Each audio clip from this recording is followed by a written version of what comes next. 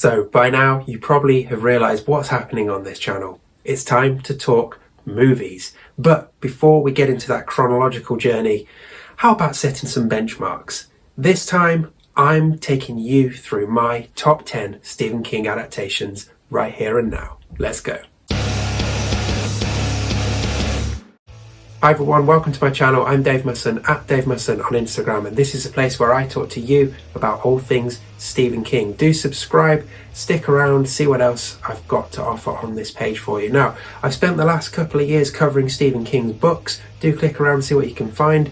Hit this random special that I'm going to put up there. But now it's time to start looking towards the movies and adaptations. So as I did with the journey through the books, I'm going to start things off with some rankings, and I'm going to share with you in this video my current top 10 Stephen King movies and adaptations, and I'd love to hear yours as well. Do let me know your favourites in the comments. Let's share some ideas around and see which ones are most popular out there before we start going through them individually in chronological order and me giving you 19 reasons to watch all of these things.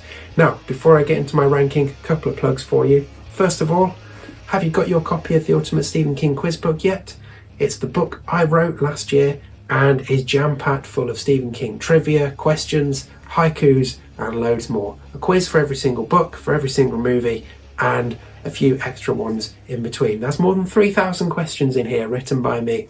It was only 2 years of my life, so, go and support it. It's available on Amazon through that link, and as well as that, it's available on Barnes & Noble on that link. So do pick one up if you haven't done so already. If you have picked one up, then maybe leave a review on Amazon or Barnes & Noble or Goodreads. That would be really, really helpful. Second, if you hit that link to sign up to my newsletter, not only will you get a free short story from me every week and an indie horror author to check out every single week as well, you'll also get the ebook of my mini collection Mirrored plus 10 Tiny Tales of Terror for free just for signing up. Sound good? Hit the link. So as I said, this is my top 10 ranking currently, right here and now, of my favourite Stephen King movies and adaptations. And I'm going to do this in a spoiler-free fashion. So you can stick around, see which one I pick as my number one, and then let me know your favourites in the comments. So let's grab some popcorn and get on with this, shall we? Okay, so at number 11, it's Storm of the Century. Now you're saying, 11? This video's a top 10. What's going on here? Well, yeah, but I realised I'd build this as my favourite 10 adaptations. And Storm of the Century technically isn't an adaptation because King wrote it for TV, but it is absolutely one of my favourite visual works of Stephen King. So I wanted to include it here, so I thought I'd sneak it in as a number 11. If you've never checked out Storm of the Century, you absolutely should. It is bleak, it is gripping, and really harrowing at times. Yeah, go and give it a look because it is excellent. So at number 10 is Lisey's Story. I'm going to start my ranking with the Apple TV adaptation of Lisey's Story from 2021, which was a significant achievement because it took an admittedly excellent but also frankly very weird story and turned it into something you could sit with and enjoy and watch over a few episodes. This series visually is stunning. It is a work of art, and the performances by the cast are just as strong as the cinematography as well. Honestly, if you've not checked this out yet, definitely go ahead and do that. And with Apple TV, you can get a free trial. Go and do that free trial, watch this series, and then ditch Apple TV if you like. But it's totally, totally worth it. So number 9, another mini-series, 11/22/63. Now, it's a shame that James Franco has become somewhat tainted of late because he and everyone else involved in this series absolutely knock it out of the park. It's one of King's best books, and this series actually does it justice, which is a rarity in the world of Stephen King adaptations. But this series manages to get across all of the good bits from the book, and the changes they do make, they're pretty well justified. It's a very worthwhile investment of your time and a really, really enjoyable watch. So at 8, Dolores Claiborne. Now, as far as I can tell, everything to do with this story, the book, this movie, and by all accounts the audiobook, just oozes class. In terms of the movie itself, it is sensational. A perfect autumn watch, packed full of drama and driven by two incredible performances from Kathy Bates, who I'll talk about a little later, and Jennifer Jason Leigh, who was in Lisey's Story that I've already mentioned. Bit of an underrated and overlooked film, this one, from the mid-90s, but well worth seeking out if you haven't done so already. So number 7, The Dead Zone. I can't tell you how happy I am that my favourite book actually got a good adaptation. David Cronenberg directed flick from 1983, and yeah, it is pretty much perfect. Even Christopher Walken as Johnny Smith, which on paper should not work, absolutely does work. It's bleak, it's cold, it's gripping, and it is excellent. So at 6, Carrie, the original version I should say. Now this film is nearly 50 years old and it has not lost an inch of its power or its charm.